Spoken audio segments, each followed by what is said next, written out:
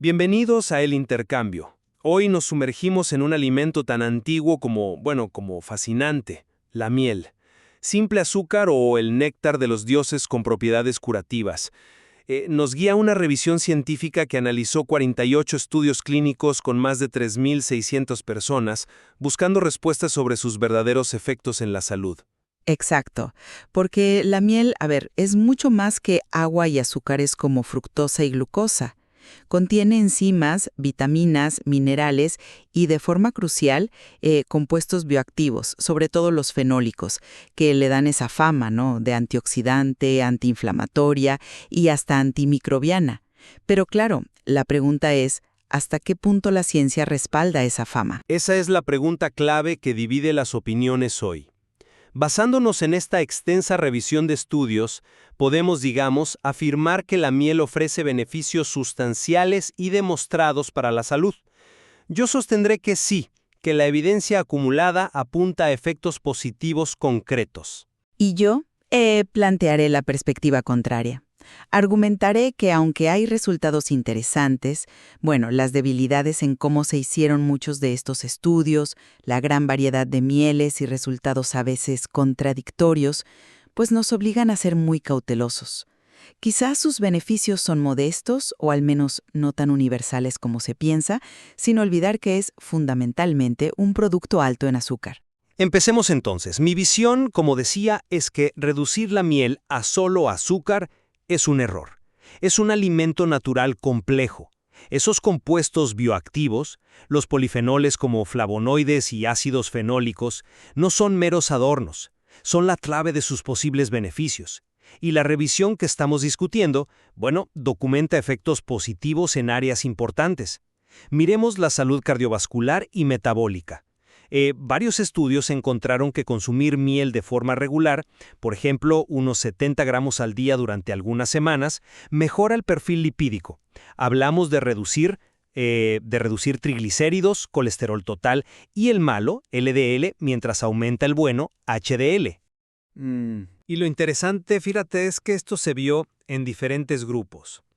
Gente sana, con sobrepeso, con diabetes o colesterol alto. Sobre todo cuando se comparó directamente con el azúcar común, la sacarosa. Incluso hay estudios en personas con diabetes tipo 2 que reportaron reducción de peso y mejoras en lípidos con dosis crecientes de miel. Esos son los puntos que suelen destacarse, claro. Exacto, pero permíteme continuar con un punto más sobre el metabolismo. La tolerancia a la glucosa. Consistentemente los estudios muestran que la miel provoca un pico de azúcar e insulina en sangre menor que el que causan otros azúcares como la dextrosa o la sacarosa. Esto se ha visto tanto en personas sanas como en aquellas con diabetes tipo 1 o tipo 2.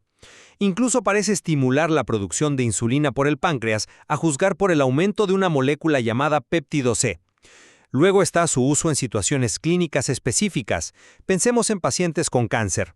Varios estudios indican que usar miel tópicamente, como enjuague bucal, reduce la severidad de la mucositis oral, esa dolorosa inflamación de las mucosas causada por la quimio o radioterapia. Y para la tos nocturna infantil, algo que afecta a tantas familias, hay múltiples ensayos clínicos aleatorizados que concluyen que una dosis de miel antes de dormir es eficaz para calmar la tos y mejorar el sueño del niño y los padres.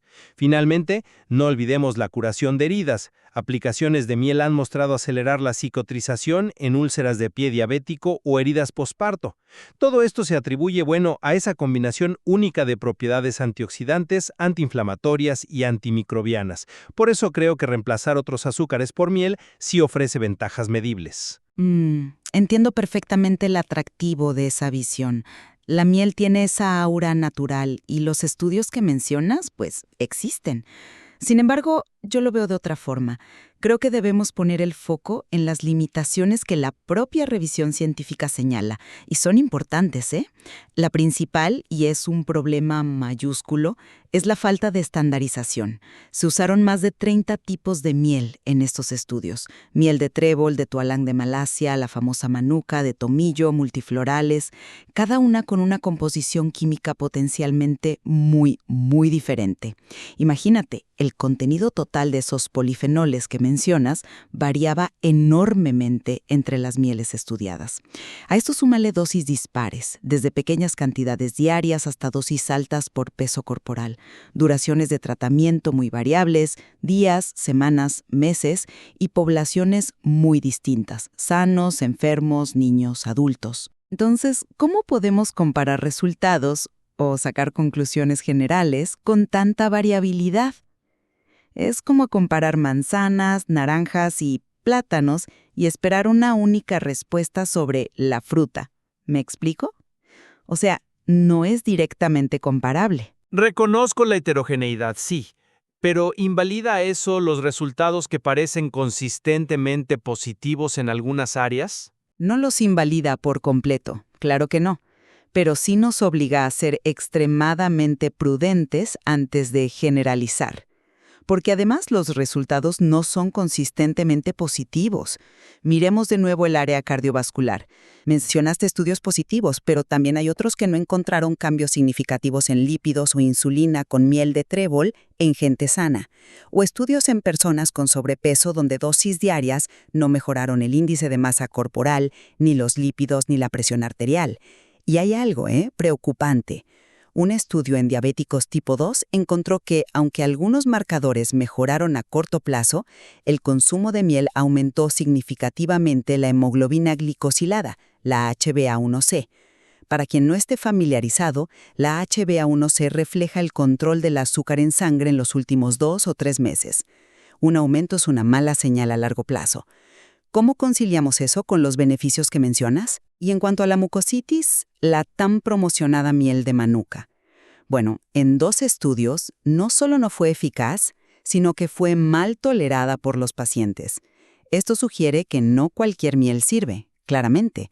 Para la curación de heridas, sí hay resultados, pero ¿es la miel superior a los tratamientos estándar? En comparaciones directas, pues no superó a la clorexidina para la placa dental, ni al clotrimazol para la candidiasis vaginal, ni a la povidona yodada para las úlceras del pie diabético. Y no podemos obviar el hecho fundamental. La miel es 80-85% azúcar. Su consumo debe ser moderado, como la propia revisión concluye. Recordemos que la Autoridad Europea de Seguridad Alimentaria, la EFSA, ya hace años determinó que no había pruebas suficientes para respaldar declaraciones de salud sobre la miel. Así que mi conclusión inicial es, resultados prometedores, sí, pero la evidencia es fragmentada, a veces contradictoria y con limitaciones metodológicas serias. Necesitamos mucho más rigor antes de promoverla como un alimento funcional probado. De acuerdo, abordemos esas tensiones. Empecemos por el impacto cardiovascular y metabólico. Insisto en que las comparaciones directas con sacarosa son clave. Cuando se sustituye el azúcar común por miel, varios estudios muestran mejoras claras en lípidos y otros marcadores. Eso para mí sugiere que no es solo que la miel sea menos mala, sino que sus componentes bioactivos, esos polifenoles, tienen un efecto modulador positivo.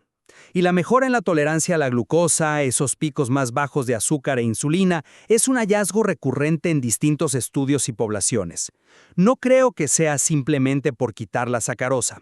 Hay algo más en la miel. Yo sigo sin estar convencida de que podamos aislar tan fácilmente el efecto miel.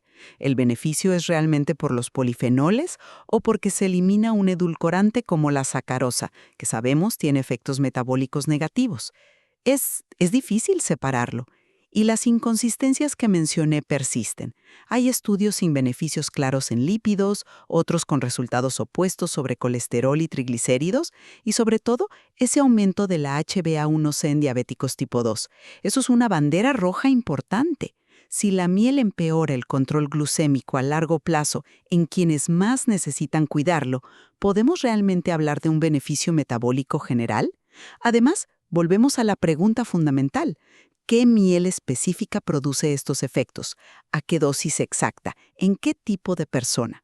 Sin respuestas consistentes y basadas en estudios que comparen mieles bien caracterizadas, es muy difícil pasar de observaciones interesantes a recomendaciones de salud fiables. Ese algo más de la miel sigue siendo elusivo y no universalmente beneficioso según estos datos, me parece. Entiendo la demanda de especificidad, claro. Pero, ¿qué pasa con áreas como la mucositis y la tos? Ahí tenemos un volumen considerable de estudios positivos. Para la mucositis oral en pacientes oncológicos, son varios los ensayos con mieles como la de tomillo o trébol que muestran reducción de la severidad. Algunos incluso reportan beneficios que impactan directamente la calidad de vida, como menor pérdida de peso. Eso es clínicamente relevante, sin duda. Y en la tos infantil, la evidencia de múltiples ensayos aleatorizados con diferentes tipos de miel, trigo sarraceno, eucalipto, cítricos, apuntando a una reducción de la tos nocturna y mejoría del sueño. Bueno, me parece bastante sólida. No parece una simple anécdota magnificada. Es cierto que hay más estudios en esas áreas, sí, pero incluso ahí encontramos matices y excepciones. Mencioné antes los estudios negativos con miel de manuka para la mucositis. Si una de las mieles más estudiadas y promocionadas falla, nos dice que el tipo de miel importa, y mucho, y no todas funcionan igual. Para la tos, también hay estudios, como uno con miel de acacia, que no encontraron diferencias significativas con el placebo. Y surge una pregunta interesante que la propia revisión plantea.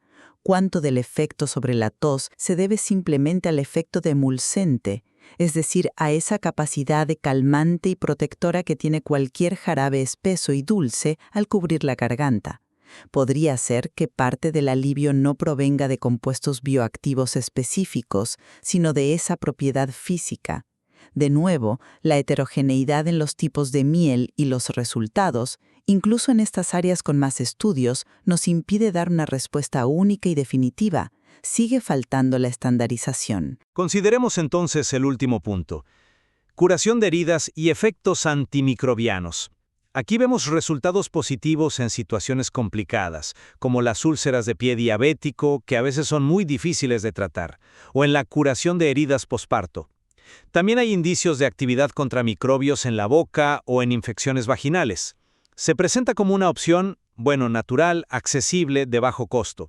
Sus propiedades antimicrobianas, derivadas de su alta concentración de azúcar, osmolaridad, su acidez, bajo pH y la producción de peróxido de hidrógeno, están bien descritas in vitro. ¿No es esto un punto fuerte? Es un punto interesante, y el uso tradicional de la miel en heridas tiene una base, sin duda. Pero de nuevo, la evidencia clínica recogida en la revisión nos pide cautela. Es crucial lo que ya comenté. En las comparaciones directas, la miel no demostró ser superior a tratamientos médicos estándar como la clorexidina, el clotrimazol o la povidona iodada. Podría ser útil como un complemento, quizás en entornos con recursos limitados, pero los datos no respaldan que sea una alternativa de primera línea que supere a los tratamientos establecidos en eficacia. Y esto nos devuelve al mensaje central que, creo, se desprende de toda la revisión.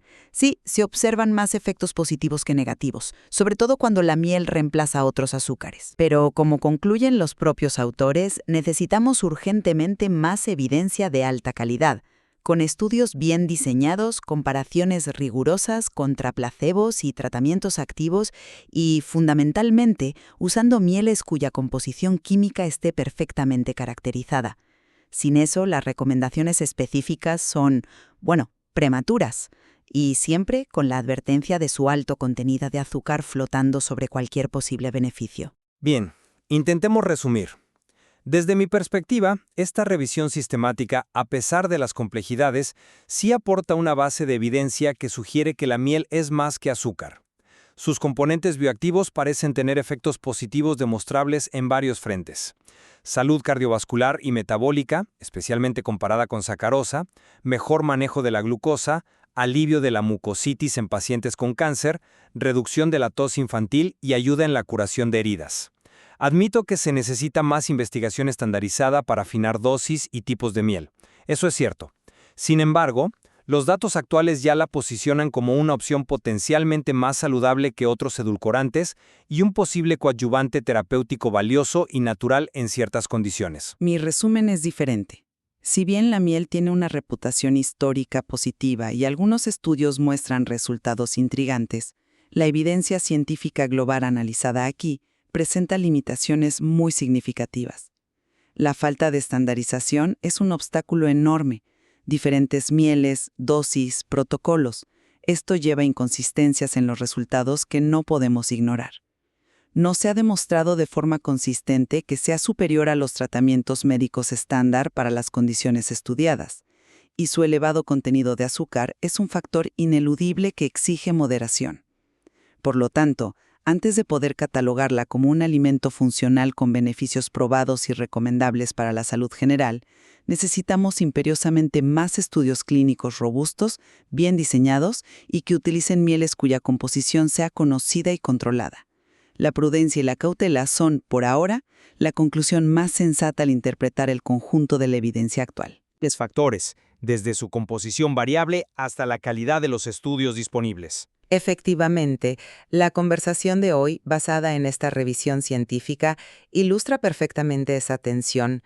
Hay señales prometedoras, sí, pero también incertidumbres importantes y la necesidad de no simplificar en exceso.